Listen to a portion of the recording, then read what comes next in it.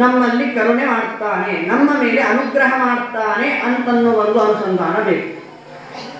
ಒಂದು ಕಾಲದಲ್ಲಿ ಗುರುಗಳ ಮಹಾತ್ಮೆ ಯಾವ ರೀತಿಯಾಗಿತ್ತು ಅಂತಂದ್ರೆ, ಗುರು ಬ್ರಹ್ಮ ಗುರು ವಿಷ್ಣು ಗುರುದೇವೋ ಮಹೇಶ್ವರ, ಗುರು ಸಾಕ್ಷಾತ್ ಪರಬ್ರಹ್ಮ ತಸ್ಮೈ ಶ್ರೀ ಗುರವೇ ನಮಃ ಅಂತ ಒಂದು ಕಾಲದ ಪಾಠವಾದರೆ, ಈಗಿನ ಕಾಲದ ಪಾಠ ಯಾವ ಮಟ್ಟಕ್ಕೆ ಬಂದಿದೆ ಅಂತಂದ್ರೆ, ಗುರು ಬ್ರಹ್ಮ ಗುರು ವಿಷ್ಣು ಗುರುದೇವೋ ಮಹೇಶ್ವರ ಗುರು ಸಾಕ್ಷಾತ್ ಪರಬ್ರಹ್ಮ ತಸ್ಮೈ ಶ್ರೀ ಗುರವೇ ನಮಃ ಅಂತ ಆಗ್ಬಿಟ್ಟಿದೆ.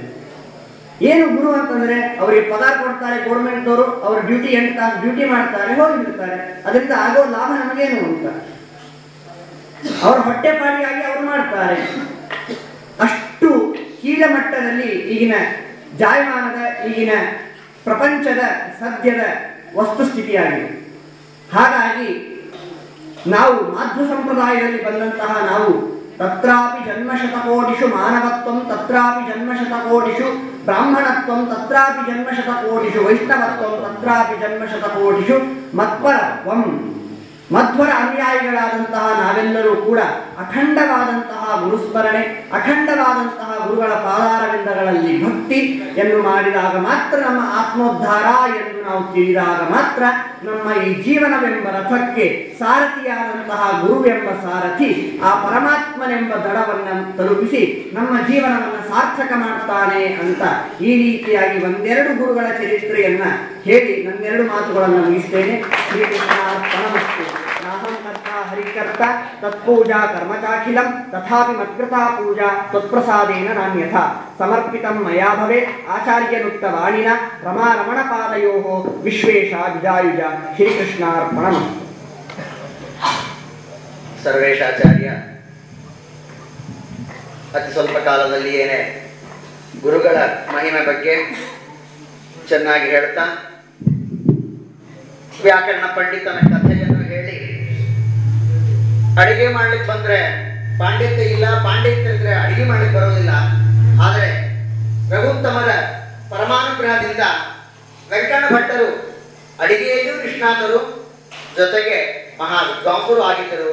ಅವರ ಅನುಗ್ರಹ ಈ ಒಂದು ವಂಶದ ಮೇಲಿದ್ದು ಈ ವಿದ್ಯಾರ್ಥಿಯ ಮೇಲೆ ಸರ್ವೇಶಾಚಾರ್ಯನ ಇದ್ದುದರಿಂದ ಶ್ಲೋಕೆ ಪಾಕೇಚ ಪಂಡಿತ, ಆಶು ಕವಿ, ತಕ್ಷಣ ಶ್ಲೋಕ ಮಾಡಬಲ್ಲ, ಒಳ್ಳೆಯ ಅಡಿಗೆಯನ್ನು ಮಾಡಬಲ್ಲ ವಿದ್ಯಾವಂತರು ಹಾಗೂ ಅಡಿಗೆಯ ಪ್ರಾವೀಣ್ಯತೆಯೂ ಅವನಿಗಿದೆ.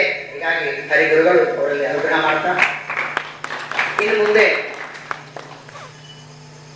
ಮಹಾ ವಿದ್ವಾಂಸರು ಒಬ್ಬರು ಪ್ರವಚನ ಮಾಡಲಿದ್ದಾರೆ.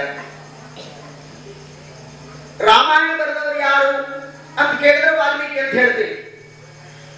ರಾಮಾಯಣದ ಕವಿ ವಾಲ್ಮೀಕಿ ಅಂತ ಆದರೆ ರಾಮಾಯಣದ ರಸಕವಿ ಯಾರು ಅಂತ ಕೇಳಿದ್ರೆ ಮೊಕಾಶಿ ಮಧ್ವಾಚಾರ್ಯ ಅಂತ ಹೇಳಬೇಕು. ರಾಮಾಯಣದಲ್ಲಿಯ ಯಾವುದೇ ಪಂಕ್ತಿ ಅಥವಾ ಯಾವುದೇ ವಿಧವಾದ ಭಾವನೆಯನ್ನು ಮನದಟ್ಟುವಂತೆ ಮೂಡಿಸುವ ಒಂದು ವಾಗ್ಮಿತೆ ಉಳ್ಳ ಮಹಾ ವಿದ್ವಾಂಸರು ನಮ್ಮ ಅಕ್ಕಪಕ್ಕದವರು, ನಮ್ಮ ಹತ್ತಿರದಲ್ಲೇ ಇದ್ದವರು, ಆತ್ಮೀಯರು, ಸರಳ ಸ್ವಭಾವದವರು. ಒಂದು ರಾಮಾಯಣವೇ ಅಲ್ಲ, ಜೊತೆಗೆ ಯಾವುದೇ ವಿಷಯ ಇರಲಿ, ಶ್ರೀಮದ್ ಭಾಗವತ, ಭಾರತ ಮತ್ತಿತರ ಸರ್ವ ಶಾಸ್ತ್ರಗಳನ್ನು ಸುಲಭವಾಗಿ ಮನದಟ್ಟುವಂತೆ ಆಬಾಲ ಗೋಪಾಲಕ್ಕೆ ತಿಳಿಸಿ ಹೇಳುವ ಪಾಂಡಿತ್ಯವುಳ್ಳ ಮೊಕಾಶಿ ಮಧ್ವಾಚಾರ್ಯರು ವೇದಿಕೆ ಮೇಲೆ ಬಂದು, ಇನ್ನು ಮೇಲೆ ಅವರಿಗೆ ನಾನು ಸಮಯ ಹೇಳಲಿಕ್ಕೆ ನನಗೆ ಬಾಯಿ ಬರೋದಿಲ್ಲ. ನಾವು